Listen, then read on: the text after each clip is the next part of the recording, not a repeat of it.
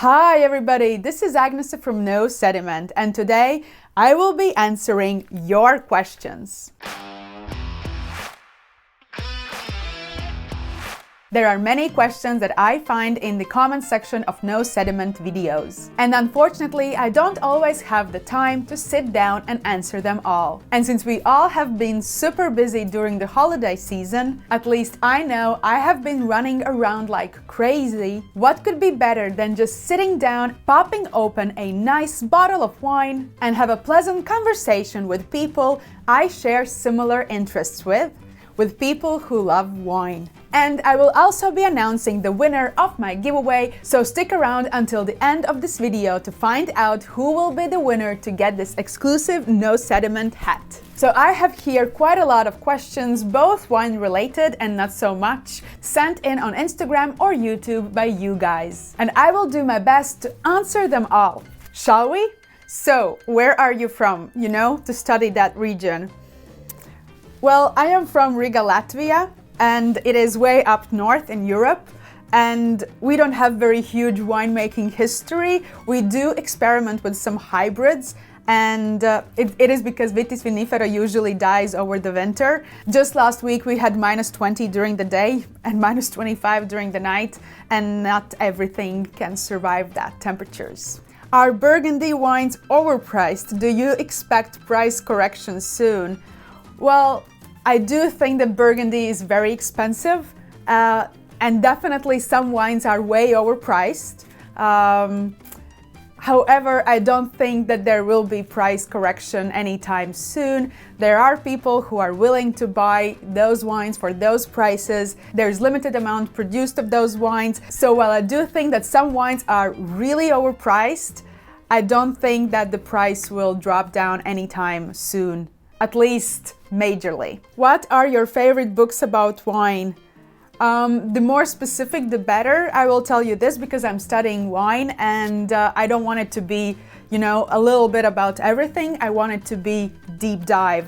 So I usually try to find books that are very, very specific, quite geeky. How often do you actually enjoy wine, non-work related, by my fellow YouTuber Matthew Horkey? Hi Matthew! I think actually that I enjoy wine work related less than I do for myself. I usually like when there's small celebration or big celebration, I usually like to open some nice bottle of wine. Also dinner, when you cook yourself, you also want to accompany that dinner with some nice bottle of wine. So I usually try to spoil myself a little bit on that end. Yes, not too much. So next question is slightly related to the previous question. How much wine do you drink a week and when? To be honest, I don't drink that much wine. I would say maybe bottle of wine or bottle of wine and half over a week. I do use a CORAVIN, which helps me a lot to preserve the wines. And for me, it's usually more than a tasting rather than drinking, and maybe 1 or 2 glasses per evening on Friday or Thursday night. That would be it. What's not to miss wine event in 2023?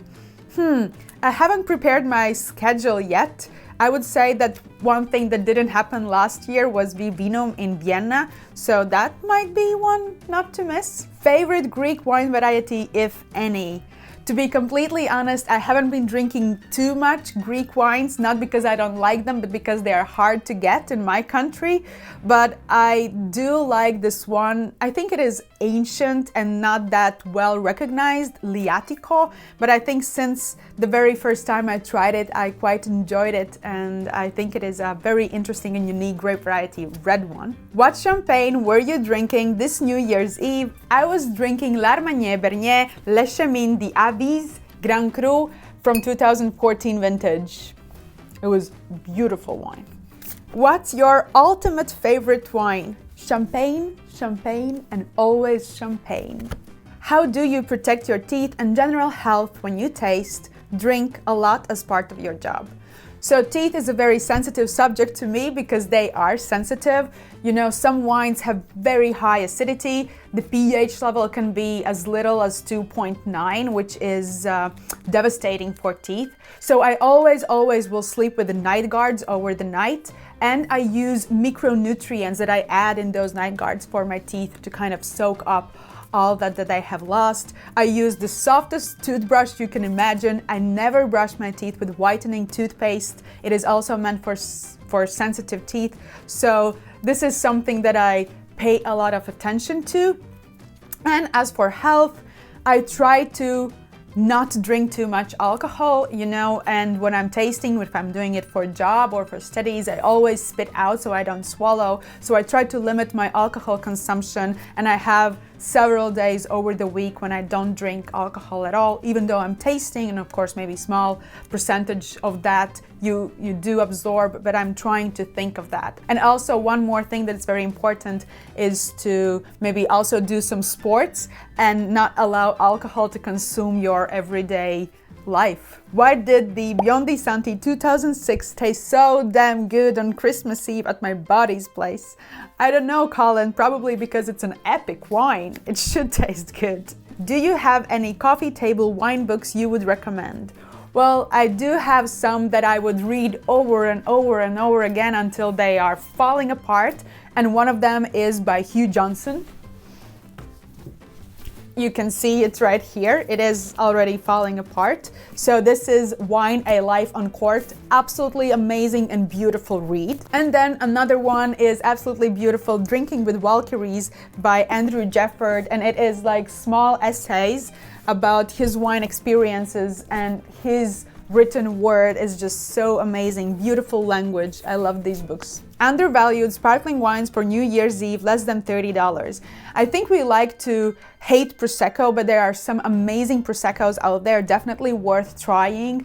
Some amazing cavas can be purchased for definitely less than $30, and maybe some nice cremants from Jura or Loire Valley. No question, just want to say thanks to all your work and all.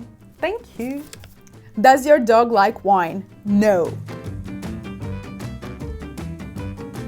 Wines with tertiary aromas but still rich in fruit and acidity. Does this combination exist? Well, of course it exists. Wine essentially wants to become vinegar, and our job is to catch it before it does. You have unlimited access to money. Which bottle would you buy? Champagne, champagne, and again champagne. So Salon, probably? 2008 Magnum bottles, please. How do screw cap wine age in bottle? Over time, do they get the same benefits as cork wines? Actually, I think screw cap wines sometimes even age better than wine under the natural cork. They age slower, they age nicer. I like those. Best wine region outside the United States for wine tourism. Portugal, Douro Valley, definitely. This one is in Latvian, so I'll try to translate it. How is it to be a woman in the wine world? Quite nice, to be honest. I like it. How would you prepare for WSET 2 course with simple amateur knowledge? I would take the book they provide and read it from cover to cover. It is a very good book, and it will give you all the information you need to pass that exam. Best budget-friendly champagne sparkling to gift someone. I would actually go for non-vintage champagne, and the one thing that comes to my mind is Mumm. I think it is an absolutely amazing champagne for a very, very good price. Stemware. Are you form over function or more scientific with your choices? I am about aesthetics. I like nice stemware on my table, and to be honest, outside of the typical function for it to hold the wine and have a bit narrow upper side, that's all I need. Where/how to start exploring the wine world if you are a curious beginner? I think a nice way to start is read more about each wine you open and drink. That will give you overall understanding what you are actually enjoying in your glass or not so much, and then maybe invest in some nice wine books. Could you make videos suggesting wines by price range under 20, under 50, or under 100? Sure, thank you for the tip. I have a hard time distinguishing some grape varieties, even like Cabernets versus Merlots. Is it really possible for a trained person to do it? or terroir and other factors have more impact on the final product than the grape variety? Well, first of all, Cabernet and Merlot are same family grape varieties. It is completely normal to mix those two up, and they are usually blended together, so it makes sense, so don't feel too bad about it. And then this is where the theory comes in, where you have to understand that Merlot develops higher alcohol and it is more plusher, plumper style wine, while Cabernet, if it is Cabernet Sauvignon, is more about structure, acidity, like sticky tannin type, and of course there is pyrazines, which maybe sometimes Merlot has, but not as much. So yeah, I think it's all about the theory and practice, and it is actually, you can do that. I'd love your thoughts on buying wine, vintage and non-vintage, from auction houses, either in person or online. I think this is a very wide question and I have to make a video about it. Love your channel, thank you. 3 questions. How much wine do you drink? Not a lot. How do you deal with alcohol to avoid health issues as professional sommelier? I try to spit as much out as possible. What's your opinion on Baltic wines, also known as Solaris, for example? Well, I think we are getting there, and every year I see better and better examples coming out of these 3 countries, so I'm very happy about that. I'm interested in a culinary 1-week trip to Italy, maybe some hidden gems that are combinable into a trip. Well, Italy is #1 place to be for a culinary trip. However, I mostly know stuff about wine, so not as much about the culinary itself. I'm sure there are many web pages you can check and you will find all the information necessary. After all, Italians love to talk about food. Hi! At what temperature should Rosé Cristal champagne be served? Warmer than majority of them are served and drunk. I'm a huge fan of your channel. Thank you. How can I purchase a hat? I think they're really cool. Well, thank you, and stay tuned, hopefully very soon. If you had 1 week to spend traveling and tasting and could only choose one wine region, where would you go? Piemonte, Barolo, Tuscany, Spain, Bordeaux? Piemonte, Barolo, of course. How do you shop for more hard-to-get wine regions or styles? This is where I'm very lucky. I work for an importer, distributor, and we work exclusively with high-end, highly only sold on allocation wines, so I have first-hand to these wines. Thanks for a great channel. I'm a huge fan of Nebbiolo wines, as I am. Interested to find Barolo and Barbaresco wines with lower alcohol, something below 14. Do you know of any, or how to search or find them? Roagna is one example normally. Well, this is maybe where our views will differ, because I don't find alcohol on its own as a bad thing, and Nebbiolo tends to develop high alcohol level because it is harvested late, you know, and usually the best sites south-facing are reserved for Nebbiolo if it wants to be Barolo or Barbaresco wine, so it makes sense for it to have higher elevated alcohol. For me, the problem is when the alcohol is not well integrated, or it stands out, or is it warming, or worst case scenario, burning. So I don't know. I would maybe guess that you should look for cooler vintages, but cooler vintages might also come with higher acidity and maybe some green elements, and not always the most balanced wines. I would also look for maybe not the best exposured sites or vineyards that are higher up in the elevation. La Morra comes to my mind. I don't see anyone reviewing or even talking about raisin wines to a remarkable extent. I adore Sforzato di Valtellina and Amarone della Valpolicella. Would you give these a review? Well, I think the reason why these are not the most popular wines, or not as widely talked about, is because they are made from dried grapes, which will translate into higher or elevated alcohol wines, which is not that popular right now. And we are looking into wines with lower alcohol. Just look at the question before. But I do think that these can be beautiful and remarkable wines. Also, sometimes these wines tend to have some residual sugar to it, and now we are all about the dry wine styles, so maybe that could be also an issue. But let's be honest, everybody knows Amarone. But I will keep this in mind and maybe try to make some videos about them closer. I know this can be so difficult to answer, but what is the greatest wine you ever had? I don't know, it is a very difficult question. Let me think. Well, I will say that it could be 2000 vintage Salon or 1989 Krug from Magnum bottle. Come to California. I have been several times and I wish to come back. Yeah, thank you for invite. The elephant in the room, residual pesticides in wine, and why wine is the only food product that hasn't got ingredients labeled on the bottle. That is gone. Now it should have the QR codes that you can scan and have all the ingredients listed on the bottles. So that has changed, so that is a good thing. Why do champagnes make non-vintage cuvée blend but not high-end red wines or white wine makers? It's a very good question. I think Champagne as a region was very unpredictable climate-wise, and you could never know whether or not you would have, good harvest or bad harvest, or your very good harvest could be wiped out, during one day of heavy rain or hail. So I think it was a kind of way to create consistency every year. And it's actually interesting, but red wines and white wines can also have small additions of different vintages.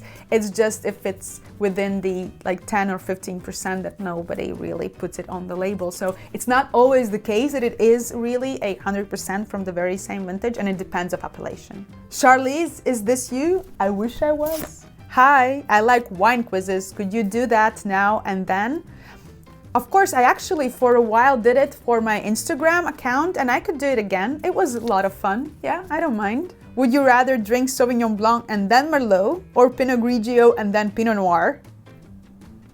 Pinot Grigio and then Pinot Noir. What are some white wines that would appeal or even turn a red-only drinker?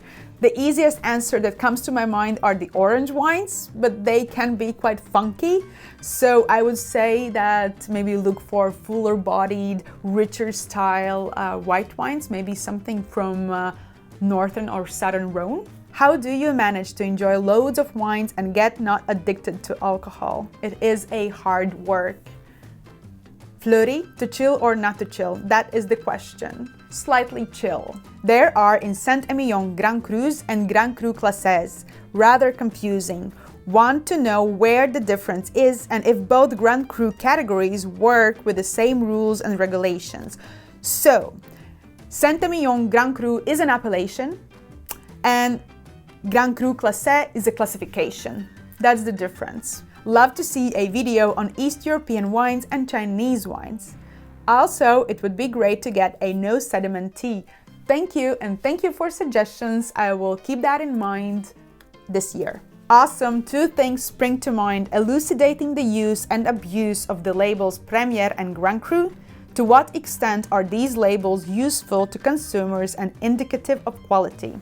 I will say this, as long as we are within Europe, majority of them will make sense because it will be within the appellation. For example, if we are in Burgundy, then Grand Cru should be of higher quality than Premier Cru. Of course, there are exceptions. For example, Merceau, which simply doesn't have any Grand Cru, but their Premier Cru wines are often considered at the same level as Grand Cru. 2. What makes a good vintage, not just in terms of optimal conditions for growing grapes, but once the wine is made, what makes one vintage better than another, and what exactly do we mean by better? It is a very philosophical question, but as I just realized talking with the Gaia on my podcast interview, she said that she actually likes the lesser vintages. She thinks that sometimes they deliver better, they are more interesting, and they definitely will be more affordable. So it is a philosophical question where the answer lies within ourselves. But one point I would like to mention is that the good vintage should have longer potential than the lesser vintage. How to shop wine like a pro. What do you look for when you browse an unknown assortment of wines to find the good ones and avoid the not so good ones? I think a lot of normal shoppers are just scanning the wines using Vivino when trying to find a good wine, but I would like to learn more on what to look for and how to spot the gems. Whew, long question. Wine. It is a question that I have been asked over and over again, and I don't know the answer to it. The only answer that comes to my mind is study, taste, write down your tasting notes, write down what you like, write down what you don't like, and read about the wines that you taste and you enjoy. Other than that, it is very difficult, I think, because each of us have their own preferences, and what maybe is a gem for myself is not necessarily a gem for you. Not likely a topic worthy of video, but do you have any tips other than vintage bottle age on how to tell when one should default to a cork puller rather than a corkscrew? Are there visual signs one can see on the cork through the bottleneck? Had to use a stainless steel tea strainer to remove cork from 2 bottles of head-old Cabernet Sauvignon recently that were only 10 years old, but I managed to break both the corks and was unable to remove all of the remaining parts. As you mentioned, I usually use the vintage and the bottle age, but one more thing you can follow up is to look and examine the cork itself. If the wine has penetrated through the cork and you already see it on the top, the chances are great it will be very fragile and moist, so it is best to use these. However, saying this, it really depends, and I was just breaking 2 corks. Yes, I did break 2 corks of 2008 Rioja directly from the winery, so it was not poorly cellared or anything. It was just a very fragile and soft cork type, that's it. And I mean, to use this, it's always a good idea. You can use it, you know, even for a young vintages. It doesn't really matter. It's a very great thing to use. What about the coastal wines from Spain? There is so much more to Spanish wines than you have covered so far. True. I personally love single variety wines from the Bobal. I have not seen a video mentioning that on YouTube so far. Thank you so much for the suggestion. The thing is, I try to cover wines, wine regions, and grape varieties that I feel comfortable with, that I have traveled to, and I have videos that I can show also, and you don't necessarily need to look at my face while I'm talking about wine constantly. So I will plan to do that. It's not because I don't like them or I don't think that they are worthy, you know, of a YouTube video or anything. It's just there are wines that you feel comfortable with and you understand, and it is easier for you to talk about them, and there are wines that you maybe know less, and it's completely fine.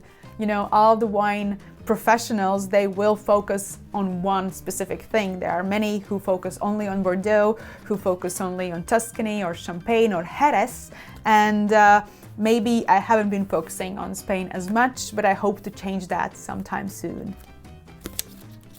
Why didn't you call me after the meeting? I'm sorry, I was extra busy. What is the best bakery in Riga? I don't eat sweets as much and bread, to be honest, so I wouldn't know. I wouldn't be the best person to ask this question. What's your favorite wine store in Paris? I don't know answer to that as well, because my favorite city in France is Bordeaux. Top wine trends for 2024. Jura, I think, will be big. Greece will be big. Austria will continue to grow. Burgundy will decline slightly, I think. Not in quality, but in popularity, because we will not be able to afford it. Would be grateful for your best tips for good value Burgundy. I think I made a video about where to look for value Burgundy. I will link it here. I think it is much better to watch it and maybe read some comments, because many of you also commented on great value Burgundy wines on that video. So I think it is best to watch that video and read the comments. How did your passion for wine begin? If you remember, I did a podcast video with the current world champion, Raymond Thompsons, and he had a big deal or big role to play in it. And another one of my colleagues, and they both had their passion and the way they were talking about wine like a complete different person instead of, you know, a beverage. And I fell in love with that, and I started to read and I started to learn and I started to study, and I just fell in love. It was just something so beautiful and interesting and exciting, and of course it gave you a bit of buzz. And yeah, so this is how it started. Opinion on Alta Langa sparkling wines. I actually quite like them, and I forgot to mention them because it's such a small region. I forgot to mention them. It's also a great value sparkling wine for sure. What are you doing in Bordeaux, mademoiselle? Well, traveling and enjoying good food and wine, of course. What else? Thank you for all your questions. I hope I didn't miss any, and if I did, I'm really sorry. And now let's pick a winner who will get this No Sediment hat. Random comment picker. Congratulations, GP Donovan 3753. Please DM me on YouTube or on Instagram about your delivery details.